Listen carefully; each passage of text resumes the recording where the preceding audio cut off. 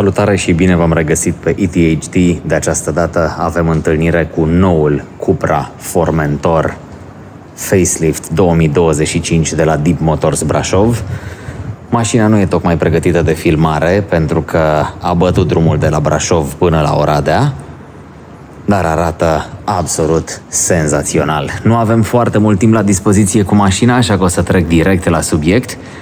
Vorbim de noul Cupra Formentor Facelift. Formentorul este primul model dezvoltat de grupul VAG sub brandul Cupra. Aceasta este mașina apărută sub brand Cupra în urmă cu câțiva ani, iar în 2024 a beneficiat de un bine meritat, zic eu, facelift, care face o schimbare radicală. Avem noua semnătură luminoasă în faruri și în stopuri, avem noua față Cupra agresivă.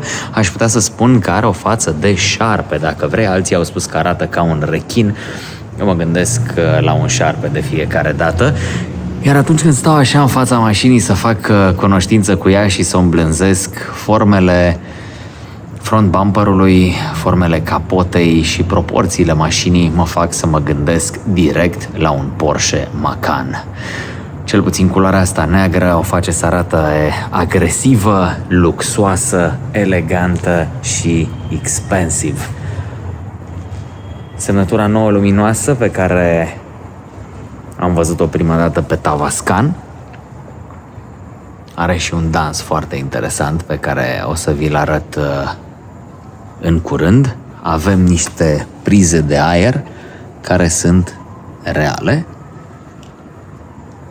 Radarul poziționat aici.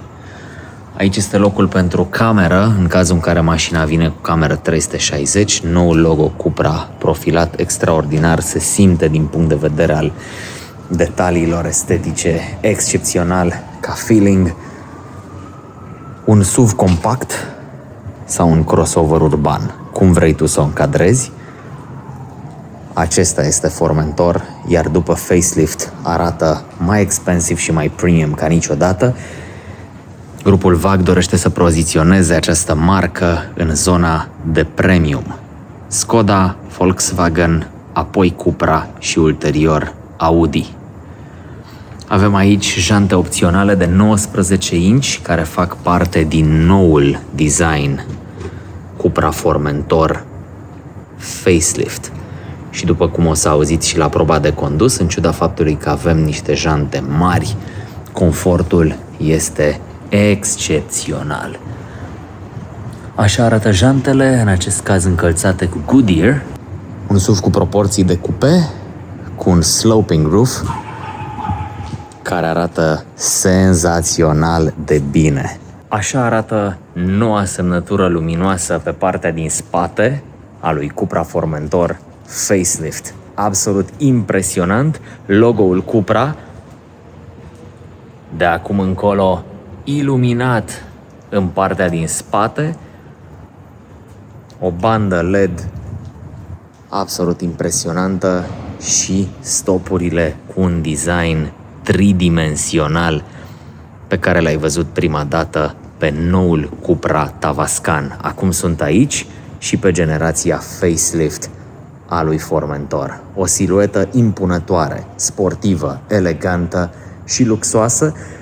Și nu știu de ce, am văzut foarte multe materiale video până în acest moment cu Cupra Formentor Facelift, dar este pentru prima dată când spun că în această variantă și pe această culoare neagră văd în fața ochilor un mic Porsche Macan. Bucură-te de view, bucură-te de noile faruri LED Matrix, care au și ele un dans în momentul în care pornești și oprești mașina.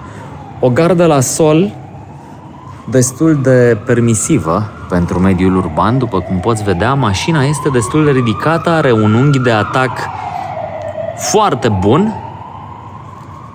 și un unghi de degajare și mai bun. Mașina este închisă, iar la deschidere aceasta este una dintre animațiile disponibile, animație care funcționează și pe blocurile optice din față.